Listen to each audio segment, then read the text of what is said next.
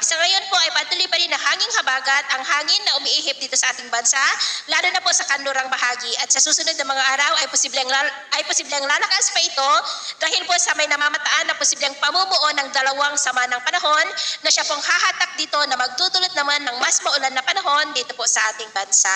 At sa ating pong long range forecast ay wala naman pong bagyo na namamataan na tatawid sa ating kalupaan, pero may namamataan na dalawang pamumuo ng sama ng panahon sa kanluran at silangan ng ating bansa na posibleng magpapalakas ng habagat at ang development ng mga yan ating babantayan kung matutuloy po o hindi. At sa lagay ng ating panahon, ngayong madaling araw ay may mga isolated rain sa mga coastal areas po ng Pangasinan, Zambales, Bataan, Metro Manila, Samar Provinces, Leyte, northern part ng Cebu, Negros at malaking bahagi po ng Mindanao. At mamaya ay sisikat naman ang araw sa malaking bahagi ng bansa pero may chance pa rin ng maulap na kalangitan with isolated rain sa malaking bahagi pa rin ng Mindanao, Bohol, Dumaguete, Hinubaan, ilang bahagi ng Palawan, Pangasinan, Zambales, Bataan at Metro Manila. At mamayang hapon may chance pa rin ng maulap na kalangitan with isolated rain sa mas malaking bahagi na ng Northern Luzon, Central Luzon, Mindoro Provinces, Marinduque, Panay Island, Negros, Bogo sa may Cebu,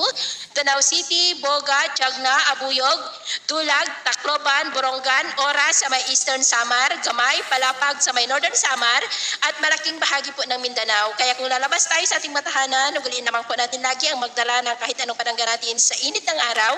at proteksyon na rin po sa mga biglaang buhos ng ulan.